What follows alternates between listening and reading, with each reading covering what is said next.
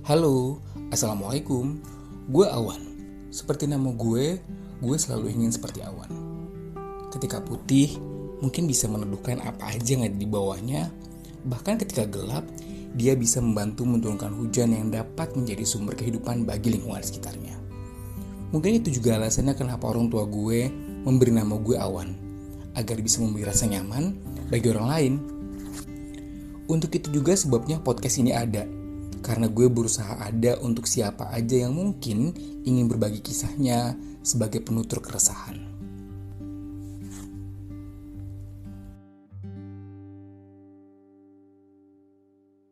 Sebelumnya gue ucapin terima kasih. Apresiasi di episode yang pertama lumayan, bener-bener banyak yang memberi gue inspirasi. Terus gue juga coba membuka link ke teman-teman untuk mungkin ada yang ingin berbagi cerita. Akhirnya ada yang nge-DM gue, bercerita tentang satu hal yang dari awal cerita gue udah bener-bener langsung amazed banget, karena cerita yang dibagikan tuh sebenarnya buat gue tuh nggak umum banget gitu. Nanti kita akan coba hubungin orang ini yang kemarin berhasil nge-DM gue dan kita udah coba whatsappan. Dan di episode ini kita bakal ngulik tentang ceritanya. Mungkin beliau akan berbagi kisahnya ke gue juga, ke lu semua yang udah ngedengerin podcast gue. Jadi intinya di episode ini orang ini kita sepakat untuk menyembunyikan namanya ya, atau menyamarkan namanya. Namanya Ica. Dan di episode ini Ica akan cerita tentang gimana kehidupannya yang mungkin sedikit lebih pelik. Nggak umum sih menurut gue. Jadi Ica ini singkat cerita ya, Ica ini hamil tanpa suami, dan sekarang sampai mungkin anaknya hampir 6 atau 7 tahun gitu, nanti kita tanya kembali ya. Dan Ica tidak memutuskan untuk menikah dengan pria yang menghamilinya. Banyak banget ceritanya di dalam DM-nya, dan WhatsApp juga kita sempat WhatsAppan gitu ya. Dan menurut gue ini luar biasa banget. Gue merinding sih dengernya. Tapi kita mungkin lebih baik akan dengarkan cerita langsung dari Ica-nya. Kita coba telepon dulu ya Ica-nya ya. Mudah-mudahan bisa terhubung.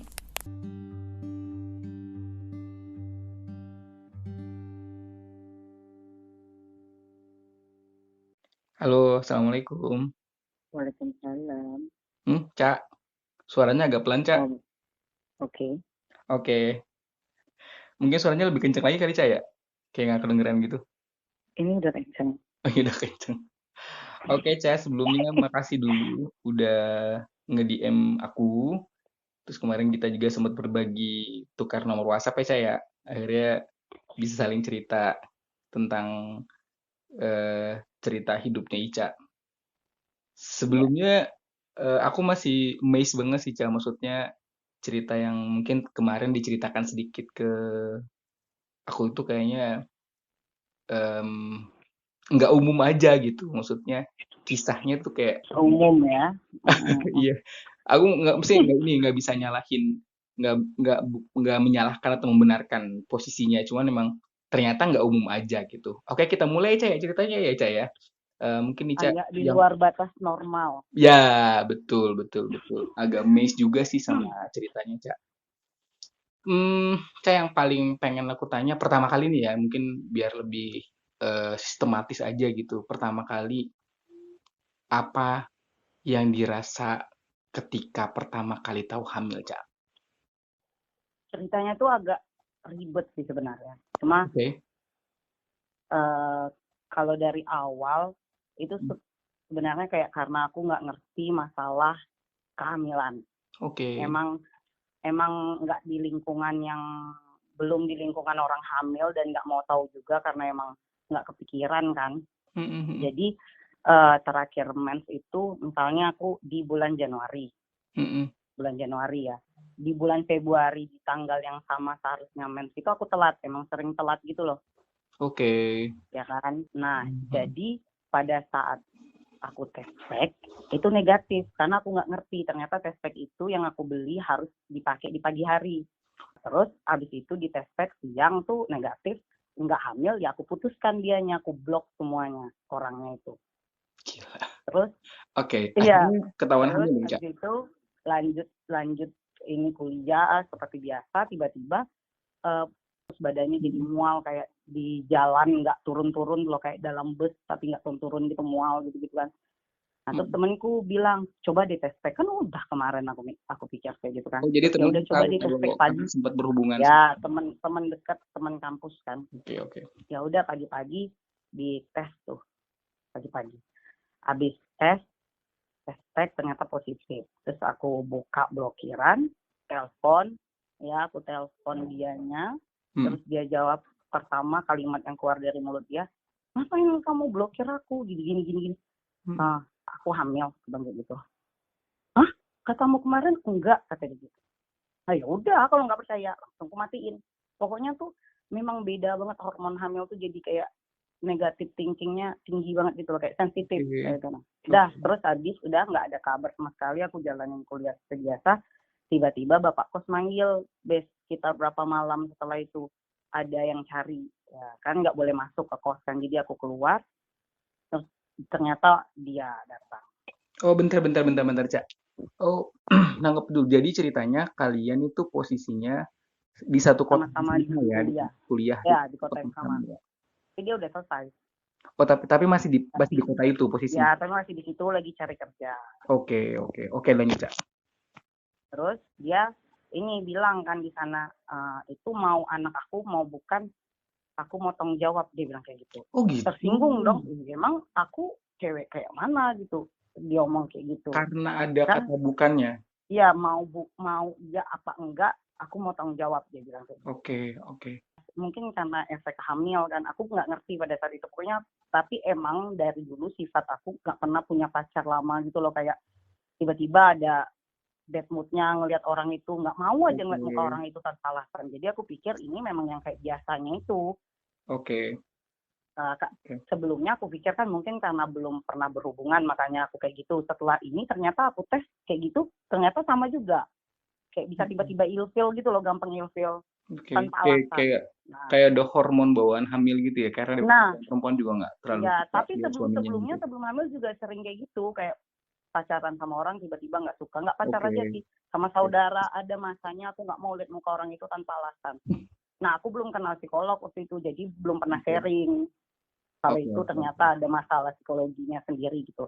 Itu lain lagi ceritanya. Pokoknya intinya habis ketemu dia, terus aku mau masuk kan males gitu ngobrol sama dia. Ya udah urusan kita sebatas ini aja, aku nggak mau ketemu gitu, nggak mau bahas lah. Tiba-tiba ditarik HP aku, dibawa aku sama dia ke Indomaret kan, ke sana. Terus duduk tapi ngerti nggak sih kayak ngelihat orang musuh gitu ada duduk di samping kita, panas gitu loh pipi aku, ngerti nggak? Iya paham. Ini orang ngapain sih, kayak risih banget gitu loh. Nah aku ngomong nggak lihat muka dia, jadi dia kesel gitu loh.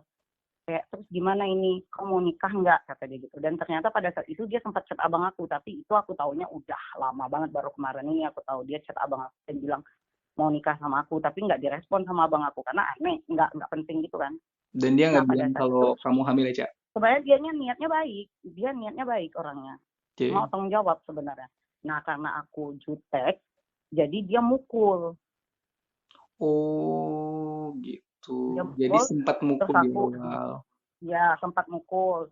Terus tapi habis itu dia minta maaf ya, kata dia kayak gitu. Terus kamu maunya kayak mana? Pokoknya aku temenin deh, mau kau gugurin, mau kau lanjut, aku ada di sampingmu, kata dia gitu. Tapi aku bener-bener nggak mau lihat muka dia, benci kali pokoknya, bener-bener yang kayak nggak mau aku lihat muka orang ini kayak gitu. Oke. Aku iyain aja, apa yang dia bilang aku iyain aja pada saat malam itu, dibanding ribet. Pas balik ke kos dia bilang kan, nanti kalau butuh makan atau butuh apa nanti chat aja ya. Iya, bagus ya harusnya ya. Maksudnya dia udah berusaha untuk care dan bertanggung jawab kehamilan itu ya. Iya, benar. Kenapa sih, Cak? Maksudnya kamu akhirnya nggak maksudnya selain hormon itu pernah nggak sih kepikiran bahwasanya ini kan ada bayi ya di dalam perut ya yang mungkin harus yang nanti masa depannya juga kepikiran kayak gitu. Pokoknya Pokoknya intinya pada saat itu aku mikirnya aku kuliah ke sana itu first yang aku ngambil keputusan sendiri. Sebelumnya yang diatur sama keluarga itu aku kabur bener-bener kayak sok-sokan banget mau jalanin hidup. Ya songongnya masa muda lah, aku bisa gapai ini semua dengan kehebatan aku gitu-gitu. Dan tiba-tiba aku hamil, ya aku nggak mau lah, ya aku mau gugurin. Oke. Pada saat Berarti itu aku memang mikirnya gitu, karena aku sempat mau mikirnya aborsi ya, Ca, ya? ini nih belum umur 1 bulan aku mikirnya. Jadi kayak belum ada nyawanya gitu loh. Oke. Pikir-pikiran bocah yang kayak ini belum dikasih nyawanya, jadi aku belum berdosa, ini baru darah doang. Kayak instruksi diri. Aku pandai nginstruksiin diri aku. Kayak aku instruksiin nggak masalah ini. Bentar lagi lewat, udah kayak gitu. Urusan aku samamu cuma sebatas ini selesai, kau cari obatnya, aku yang bayar. Udah selesai itu udah. Dia beli obatnya, ternyata Akhirnya aku aborsi, pakai sempat dan aborsi, Ca? Hah? Akhirnya sempat aborsi berarti? Tempat. Pertama dia beli itu ternyata palsu. Habis itu aku beli lagi sendiri, keluar darah banyak. Oke, terus? Banyak gumpalan darah gitu. Habis itu aku bersihin diri aku udah bahwa ini udah selesai gitu kan. Tempat sholat juga yang kayak masih so agamis gitu kan. Ya Allah, kalau memang dia mau ada di perut aku, yaitu urusanmu, jangan ganggu urusan aku.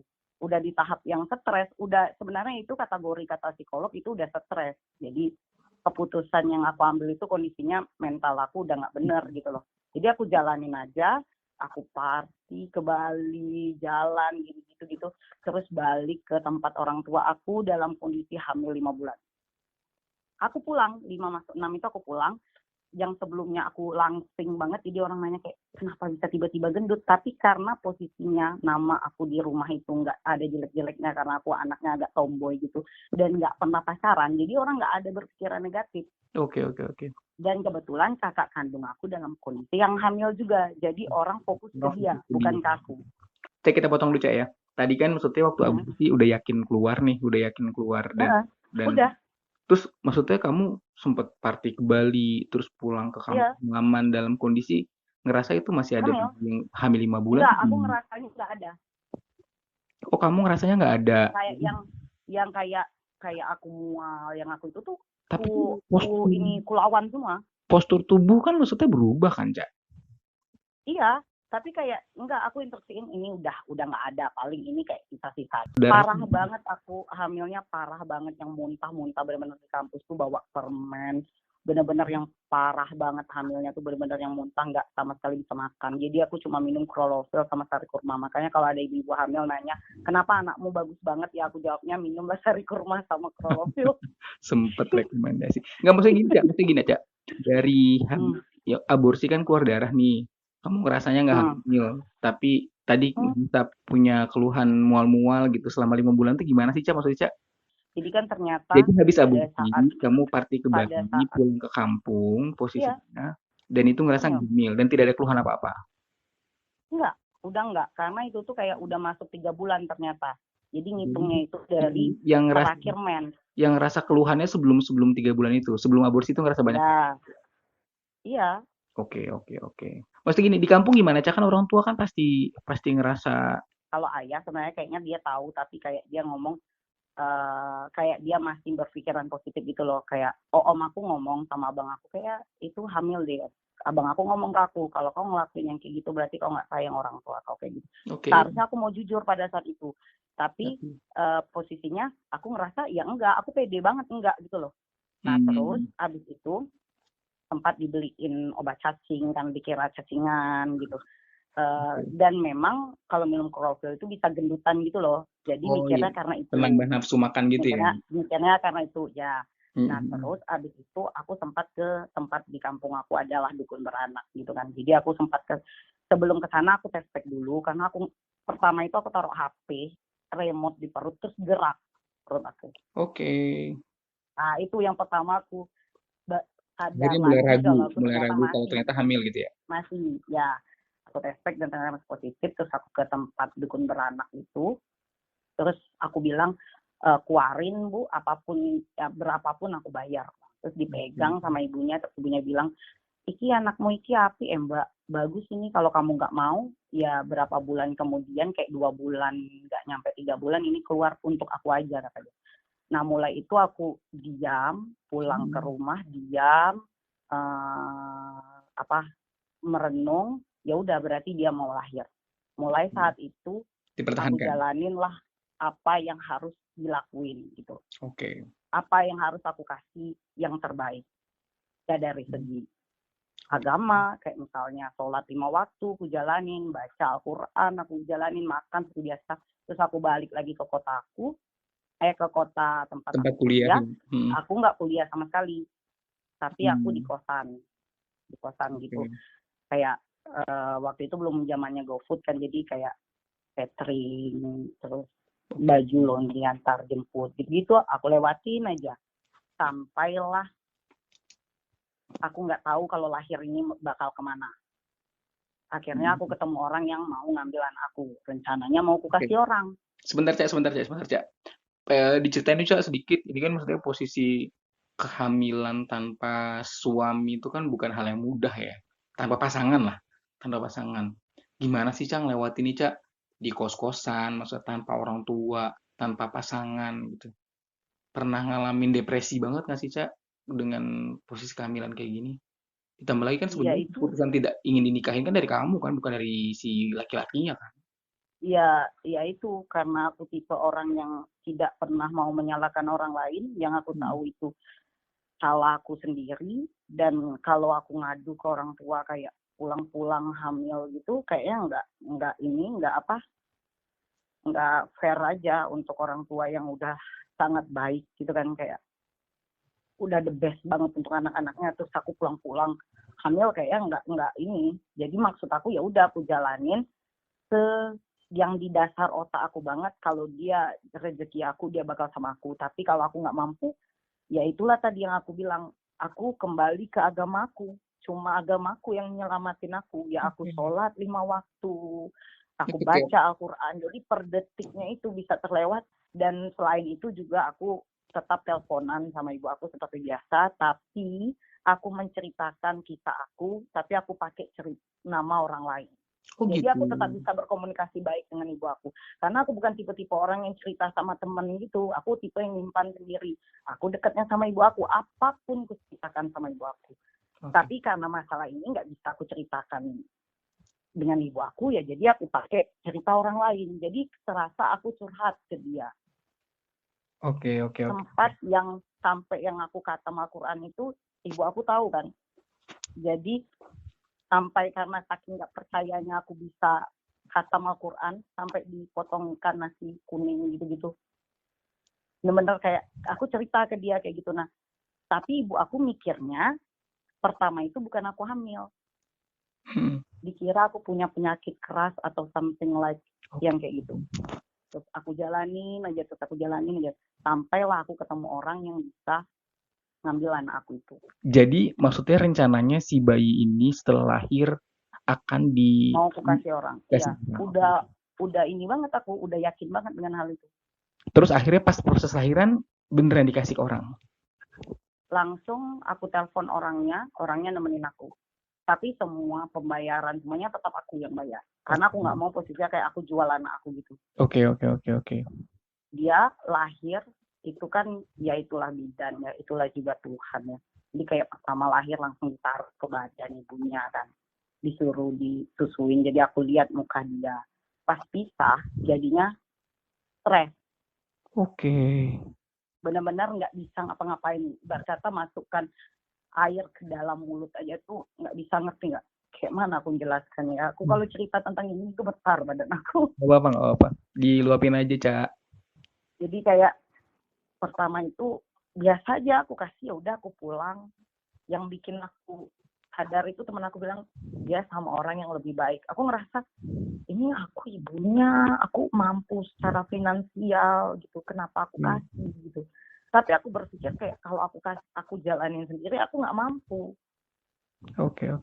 Berapa lama sadar, Cak? Maksudnya dari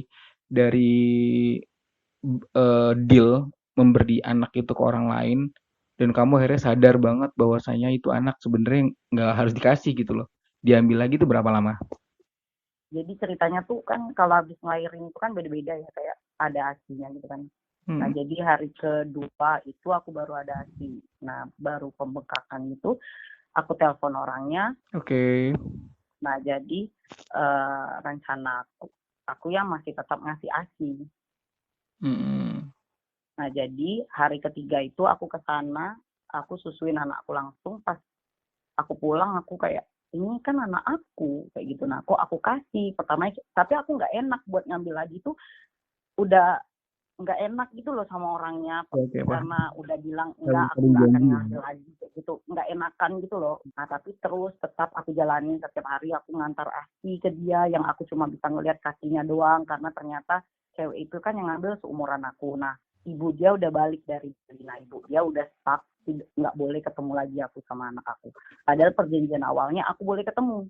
Oke. Nah, setelah itu aku udah nggak tahu mau ngapain lagi. Air mata tuh pokoknya 24 jam itu keluar sendiri tanpa perlu berpikir. Oke. Jadi tanpa perlu berpikir tuh air mata jatuh aja terus.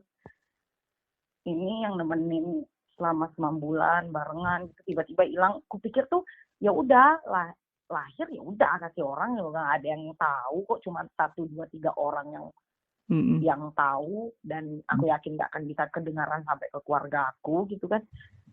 Aku pikir udah, kalau udah lahir tuh udah, aku nggak percaya hubungan ibu dan anak gitu. Oke. Nah, akhirnya aku stres, aku hubungin temanku yang kuliah di psikologi.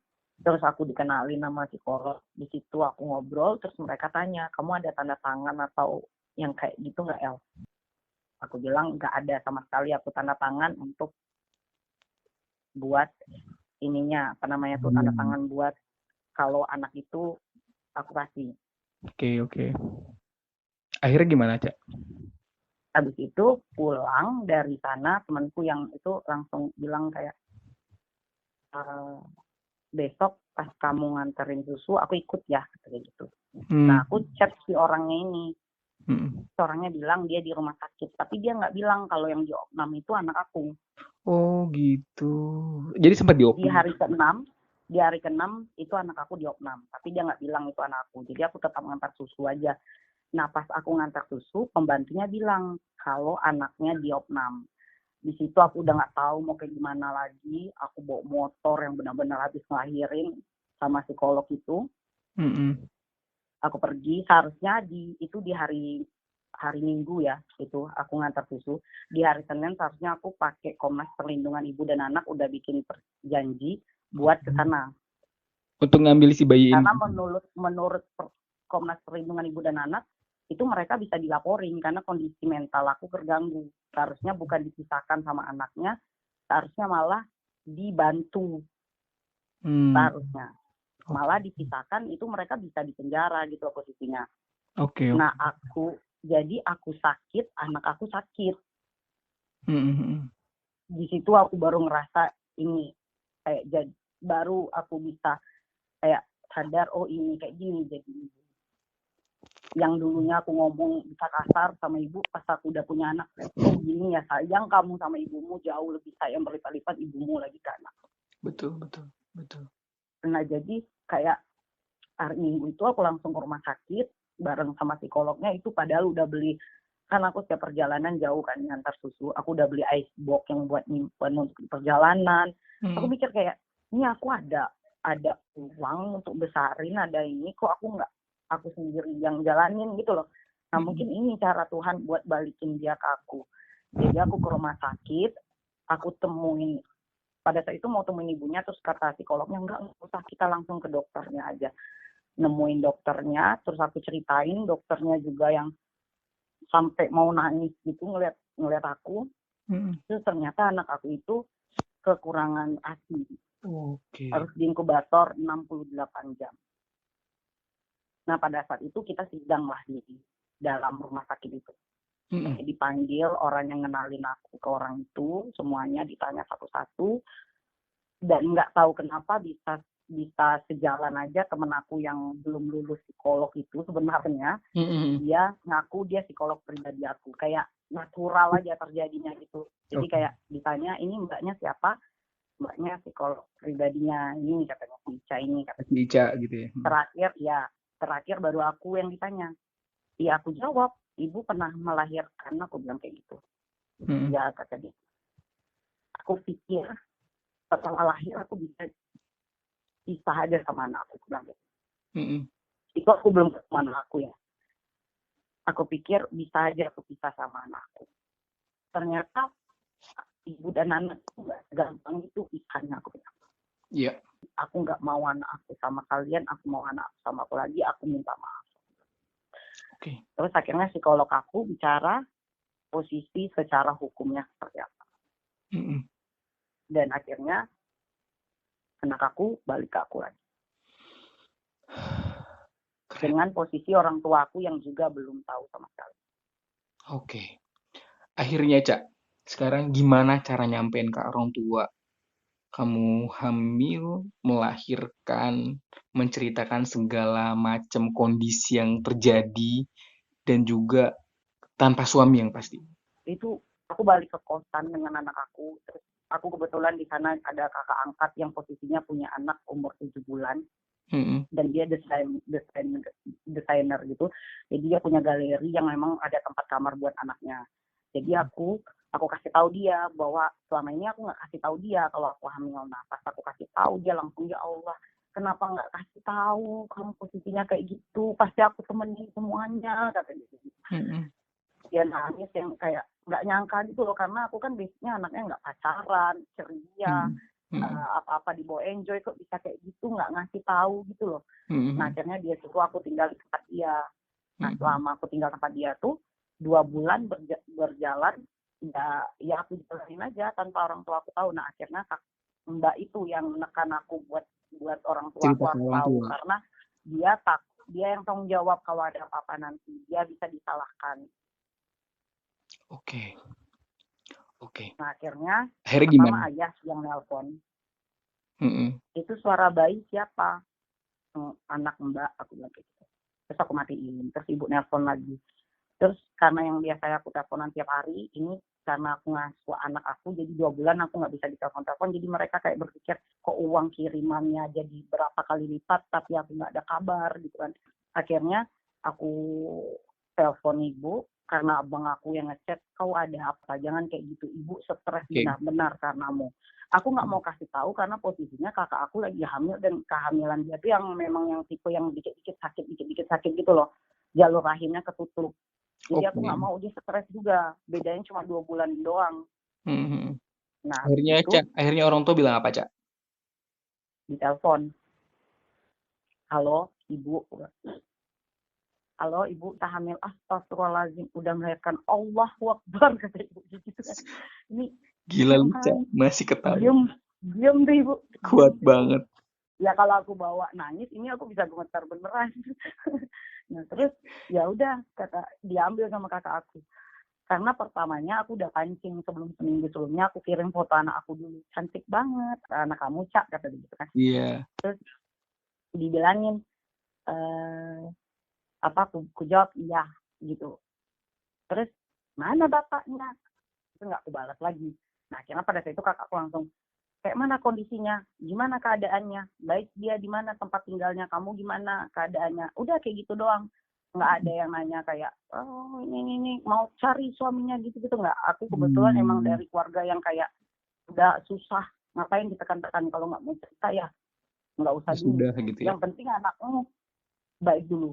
Nah itulah salah satunya kenapa aku bisa kuat, ya karena aku punya keluarga yang memang bagus dalam menyikapi anaknya. Oke. Itu baru ibu doang yang tahu, ayah belum tahu. Oke. Jadi aku tetap kuliah, pakai pengasuh, tetap lanjut. Aku selagi aku bisa, menurut aku karena ini kesalahan aku tebus sendiri, aku jalanin sendiri. Nggak nyusahin orang. Nah tapi ternyata setelah dijalani, kalau berhubungan sama anak ternyata nggak kayak gitu konsepnya. Betul. Aku pikir aku bisa sendiri tuh, ternyata pas jalanin kasihan anaknya, aku kuliah terus juga ada kerjaan juga gitu-gitu, ya ditinggal sama pengasuh. Tapi emang aku tinggalnya sama teman-teman aku juga, jadi aku nggak pernah tinggalkan anak aku pure sama pengasuh, nggak pernah. Jadi orang yang Nah itu terpercaya juga ada di sebelah, ya, lagi sama-sama di situ ya, Cak. ya Akhirnya, Cak, setelah orang tua tahu, terus em, pulang kampung atau stay di kota itu untuk menyelesaikan kuliah, Cak? stay dulu sampai anak aku umur 10 bulan kalau nggak salah, akhirnya aku 10 bulan. pulang. Tapi pulang itu juga belum boleh ngasih tahu ayah. Waktu pulang sih ayah belum tahu. Kalau udah 10 bulan sih Belum, ayah belum tahu. belum. Jadi karena ngelihat aku berdua aja sama anak aku di depan mata, mungkin ibu aku kayak, ya Allah sedih banget anak aku berdua aja dan itu mau lebaran posisinya. Jadi ya udah tak kamu balik, toh ayahmu juga nikah lagi. Itu langsung, Oh, oh God, saat yang bersamaan juga ayah. ternyata Oh, God. ini. Emang sebelumnya kan ayah emang udah pernah nikah. Tapi habis itu pisah, terus nikah sama ibu aku ngakunya bujang gitu kan. Tapi aku nggak pernah nyalakan ayahku. Nggak pernah itu. Karena ayah aku baik banget orangnya. Tanggung jawab gitu loh. Pas aku SMP, ayahku balikan sama istri dia yang itu. Tapi ya udah itu dijalanin aja lah. Nah habis itu meninggal itu yang istri pertama. Ternyata dia nikah lagi pada saat aku hamil itu. Untungnya aku nggak tahu pas hamil sih, kalau tahu kayaknya bunuh diri. Itu ibumu kuat banget ya, Cak. Bisa ngadepin masalah besar sekaligus ya. Enggak. Nah aku pulang karena kita rumahnya beda-beda gitu loh, sebelah-sebelahan kayak gitu. Jadi ayah belum ngeh tuh aku bawa anak, karena ada anak kakak aku juga kan di sana. Oke. Nah, subuh habis sahur gitu aku ngomong sama ayah, ya aku mau ngomong gitu. Terus ayah kan cuma lawan ayah itu di rumah cuma aku. Jadi kalau aku tahu ayah nikah itu kayaknya bakalan seram gitu bagi ayah. Nah jadi pada saat itu aku bilang, ayah aku mau ngomong. Terus dia langsung bilang kayak aku nggak mau bahas itu, kata dia kayak gitu. Karena dia pikir mungkin aku bakal bahas masalah istri dia. Pernikahan dia dengan istrinya gitu ya. Habis itu siangnya aku dengar, tapi di ruangan yang berbeda. Itu emang ibu aku orangnya slow banget sih. Emang agama itu udah paling the best sih. Kalau orang yang ridho dalam jalankan hidup itu beda. Dia sambil ngelipat pakaian, ayah aku nanya, Cica mau ngomong apa subuh, kata dia gitu. Kayak ibu ngasih tahu ya masalah yang ini, apa, aku nikah lagi, tentang cewek itu. Ngapain ngasih tahu itu dia pulang bawa anak, udah nggak usah ditanya-tanya bapaknya siapa atau gimana, hukum karma itu berlaku, selesai. Cuma itu doang. Akhirnya ayam masuk, terus langsung bilang, tak mana anakmu? Di atas sama adik, aku bilang kayak gitu. Dia ambilnya anak aku, dia turun, siapa namanya, aku sebutin nama anak aku, terus dia bawa jalan. Itu first time dia ketemu langsung jatuh cinta banget, jadi cucu pertama dia kan. Langsung jalan, terus pas pulang dia ngomong, di ini putih banget, nggak percaya orang ini cucu aku, kata dia gitu. Ya udah, terus dia nanya kayak, ini gimana, mau lanjut kuliah atau gimana, apa udah dibawa semua barangnya atau gimana? Udah, dia di sini aja, udah nggak ada aku dimarah sama sekali, karena posisinya balance. Oke. Jadi nggak ada yang saling menyalahkan. Dia nikah lagi, aku pulang bawa anak. Aku jadi kayak ini, Cak, kaget aja gitu bisa sesantai itu ya posisinya ya. Ya, melahirkan dengan keadaan yang pakai motor sama teman-teman doang, diomel sama bidan. Ya makanya kasih tahu bapaknya kalau misalnya mau ngelahirin itu, tahu kan susah ngelahirin ya.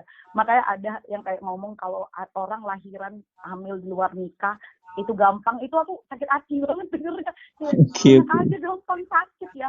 Terus ya kalau ibu nyenengin hati aku ya kan sudah sholat tobat sebelumnya, dapat fitrah sakitnya itu, tapi itu masih itu urusan Tuhan lah, yang nggak bisa kita ini.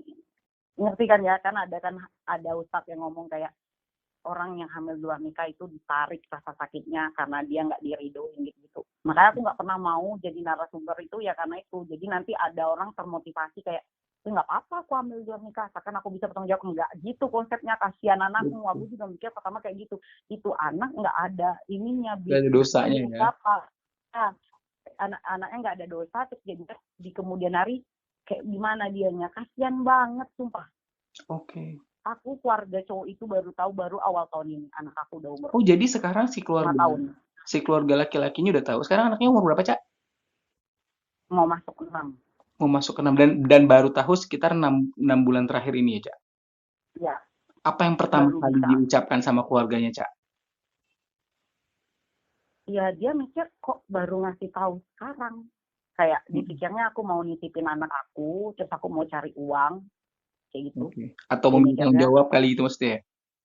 kalau minta tanggung jawab nggak mungkin kan udah selama ini kayak gitu. Oke, oke. Terus bisa-bisanya cowok itu bilang kayak mana masa depan aku kalau aku harus nikah sama dia. Emang aku minta dinikahin, kocak orang aneh-aneh. Tapi sebenarnya Sampai di umur sekarang. anak aku yang 3 tahun ada teleponan sama dia mau nikah sebenarnya. Oh, sempat Tapi ngobrol mau nikah. sempat ngobrol. Tapi ya itu tadi mungkin emang nggak jalannya. Karena dia nggak, dari cara bicaranya dia nggak mengutamakan anak aku. Jadi kayak dia ngomong, ya kau dari tadi ngomongin anak kau bahagia nggak kalau nikah sama aku? Kayak menurut aku kayak, ya anak aku bahagia, aku pasti bahagia lah. Ini maksudnya gimana sih? Karena dia nggak respect sama anaknya, jadi aku nggak mau lagi sama dia juga. Oke. Padahal itu anaknya dia kan maksudnya ya? Ya buktinya sekarang dia nggak ngakuin kemarin sama orang tuanya, dan akhirnya orang tuanya ngeliat sendiri bahwa anak itu copy paste dia banget. Terus akhirnya dia sendiri ngaku itu anak dia. Terus abis aku nggak minta tuntut apa-apa, yang pertamanya heboh banget keluarganya, aku udah bilang jangan bilang sama anak aku. Agak bingung ya, Cak. Maksudnya gini, padahal di awal-awal kehamilan, dia yang kekeh pengen nikahin, Ya tapi itu poinnya justru karena itu. belakang-belakang jadi kayak kayak dia nutupin posisi Ya, si anak gitu. karena dia udah ada cewek. Oh, jadi Gitu. Dan kebetulan juga menurut dia, cewek mana ada sih cewek bunting nggak mau ditanggung jawabin, itu loh yang orang tanya-tanya. iya Kok nggak bener, mau ditanggung jawabin? Iya kan, bener, bener kan? bener. Karena Betul. Itu tadi juga yang saya bilang, maksudnya, yang aku bilang, kejadian itu nggak umum gitu. Di ya kasus-kasus seperti ini, di kasus-kasus yang sama, perempuan tuh, mohon maaf ya, Cak, jangankan hamil, maksudnya diperawanin aja tuh udah nuntut gitu loh ke iya lakinya, benar. apalagi punya anak kan. Gitu. Aku nggak ngerti sih, tapi emang ada katanya di dunia psikolog itu baby bluesnya tuh yang memang kayak gitu. Aku nggak mau anakku disentuh sama orang lain yang menurut aku danger, bahwa dia bakal ngambil anak aku. Oke, oke, oke. Jadi aku benar-benar nggak mau lihat muka dia, nggak maksud aku gitu loh. Nggak mungkin lah aku nggak sayang sama dia. Ya sayang lah, orang aku jalanin hubungan sama dia benar-benar kondisinya pacaran, dan kita kenal juga udah dari kecil. Mm-mm. Karena Makanya aku bener, nggak gampang deket sama orang gitu loh. betul betul. Oke, Cak. Sekarang kita coba ke sisi lain, Cak. Gimana caranya Ica ngejelasin ke si anak? Dia nanya nggak sih bapaknya siapa, Cak? Kan di umur-umur 4-5 tahun, di saat Enggak, teman-temannya tuh kayak punya bapak, dia kan cuma punya ibu, punya nenek, punya kakek gitu ya. Apa yang Ica bilang? pertama itu yang dia tanya. Jadi aku tunjukin video kayak film atau YouTube yang orang emang cuma punya satu orang tua. Karena cara ngasih tahu anak aku itu nggak bisa dengan ngomong doang, bukan anak aku aja sih, kayak anak-anak seumuran itu emang harus dengan kita nunjukin visualnya gitu sih. Jadi kayak nunjukin ini, lihat dia juga cuma punya bapak doang kan, nah yang ini juga cuma punya ibu doang kan, kakak happy kan cuma sama mami aja happy, kata dia. Nah sempat dia nanya ayahnya mana kerja, aku jawab pertamanya. Akhirnya aku mau video callan sama dia, ternyata dianya nggak siap mental karena dia ngerasa kayak malu dia sama anak dia nih, kok baru ada sekarang. Aku udah jelasin nggak apa-apa, nanti di kemudian hari aku bakal jelaskan. Setelah Ternyata dia yang janjinya video call dia nggak mau, umur 3 tahun, anak aku umur 3 tahun, tapi itu keluarga dia belum tahu mau dia video call. Oke, oke. Berarti sebenarnya si laki-laki ini sempat mengikuti, maksudnya sempat Dia ngikuti ngikutin terus games-nya ya, terus Cak. di sosial media tuh ngikutin terus. Nah jadi setelah umur 3 tahun itu aku bilang bahwa bapak dia meninggal, udah final nih, aku jawab meninggal. Karena aku tanya dia, aku kasih dia 3 pilihan. Pertama, kau nikah sama aku. Atau kedua, kau nggak usah nikah sama aku, tapi kau hadir di kehidupan dia. Jarak kita kan nggak jauh, kau bisa sekali-sekali temuin dia. Oke, Atau ketiga, aku anggap kau mati. Aku bilang gitu. Nah oke. dia pertamanya pilih yang pertama, tapi dia banyak cincong bla bla bla bla, mau aku yang ngomong sama orang tua aku. Masih tetap aku yang berjuang tuh loh.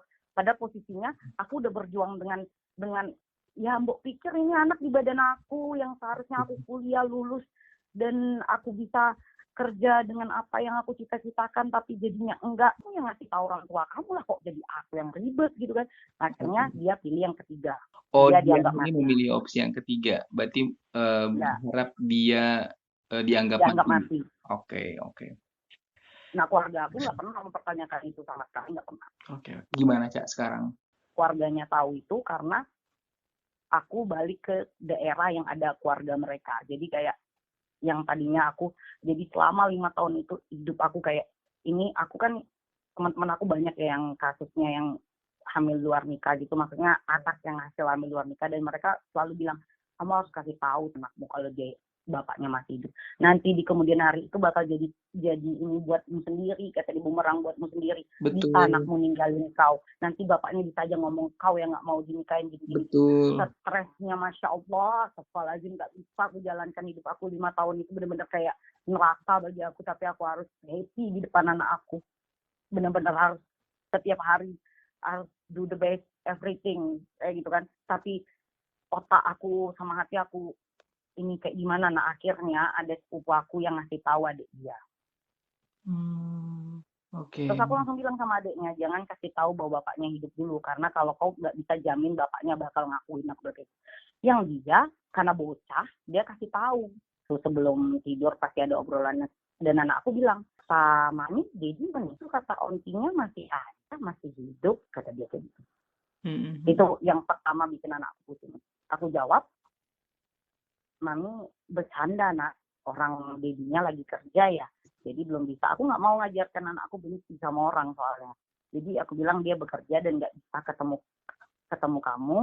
Ya, jadi ya Mami bilang aja meninggal aja dulu. Nanti kalau Karissa gede kan baru Mami ceritakan. Oh kok kayak gitu ya? Dia langsung kayak gitu. Dia semangat banget ke sekolah karena dijanjikan mau diantar nih sama bapaknya, udah video call sama bapaknya.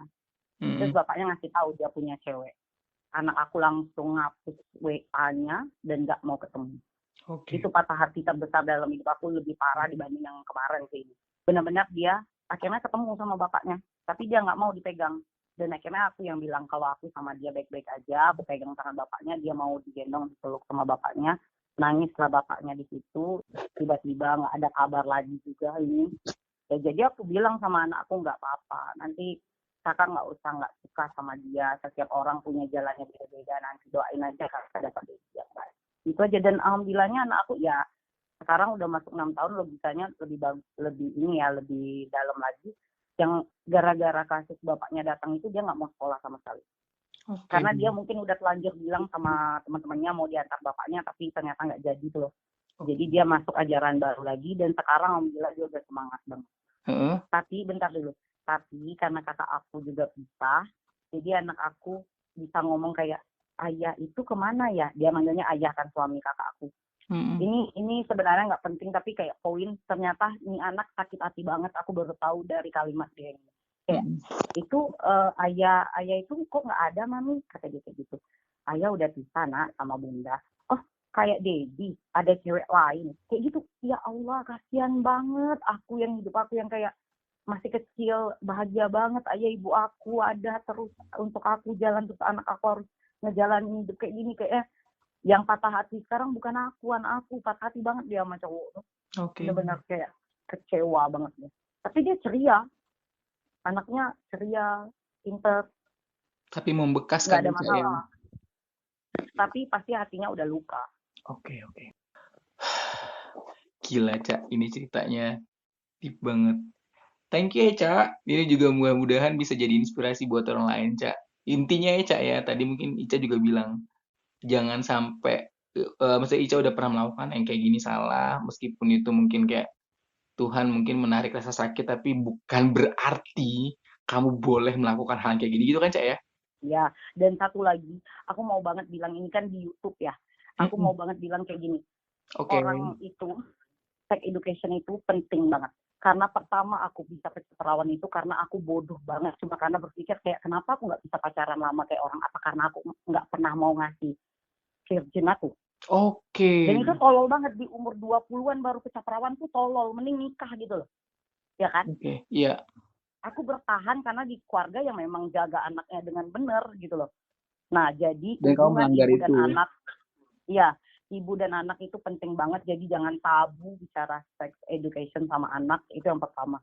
dan harus sering-sering ngobrol sama anak itu penting banget, karena kalau nggak dia ngobrol sama orang lain dan ternyata orang lain itu nggak nyampe juga ilmunya, kalau nggak bisa ngobrol sama orang tua, ngobrol lah sama psikolog udah paling the best karena berilmu, bener-bener.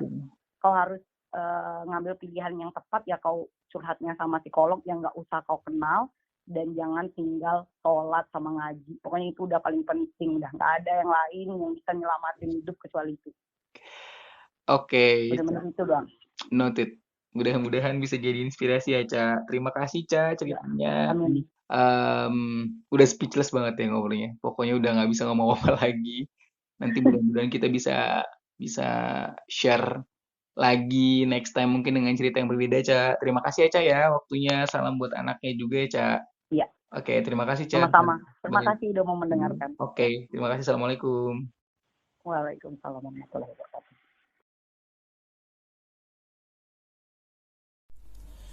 Guys, gue bener-bener speechless. Gak tau mau bilang apa. Ini cerita menurut gue bener-bener complicated banget. Kayak yang tadi gue bilang di awal sih, gue gak tahu siapa yang benar, siapa yang salah, dan gue juga gak berkapasitas untuk membenarkan apa yang si Ica lakukan, atau juga tidak menyalahkan juga, karena mungkin sekali lagi gue bukan tim justice ya, yang menghakimi siapapun gitu. Tapi satu hal itu, cerita bener-bener nggak umum gitu loh. Ada perempuan yang hamil dan tidak boleh dinikahin, itu buat gue agak luar biasa aja gitu. Tapi yang paling penting sebenarnya setiap kita belajar dari cerita ini, bahwasanya tiap orang punya masalah masing-masing. Gue, lo juga mungkin, atau semua yang ngedengerin podcast ini juga nggak tahu apa sebenarnya yang dirasakan sama Ica, atau mungkin apa yang sedang difikirkan sama keluarganya, apa juga yang sedang difikirkan sama si laki-laki yang menghamili Ica. Itu kita nggak ada yang tahu. Mungkin mereka sama Tuhan mungkin yang tahu ya. Apapun yang terjadi, rencananya tentang anak-anaknya kelak gitu ya, rencana kehidupannya, kita nggak pernah punya kuasa untuk menentukan jalan hidup gitu ya. Cukup berencana aja untuk bagaimana setiap kita pengen punya jalan hidup yang bagus, pengen cerita hidup yang bagus gitu. Tapi Tuhan yang menentukan segala-galanya. Tadi seperti yang Ica bilang, mungkin setiap kita benar-benar sudah harus aware banget yang namanya sex education. Bagaimana berkomunikasi sama anak, mungkin menceritakan yang tadi Ica bilang juga, mungkin jangan sampai si anak dapat cerita dari orang lain tapi versi yang berbeda dan yang salah. Dan jangan lupa ibadah, mungkin yang paling penting ya, karena deket sama Tuhan tuh bisa ngebentengin semuanya. Gokil guys, sekali lagi gue bener-bener udah gak bisa ngomong apa-apa. Jadi tadi banyak diem, cuma mendengarkan apa yang mereka sampaikan. Mudah-mudahan bisa jadi inspirasi buat gue, buat lo, dan buat semua yang ngedengerin cerita kita hari ini. Next time kita ketemu lagi, mungkin dengan cerita yang berbeda. Mudah-mudahan lo semua masih berkenan mendengar podcast gue, dan mudah-mudahan juga sekali lagi bisa menjadi pembelajaran buat kita semua. Terima kasih. Assalamualaikum warahmatullahi wabarakatuh.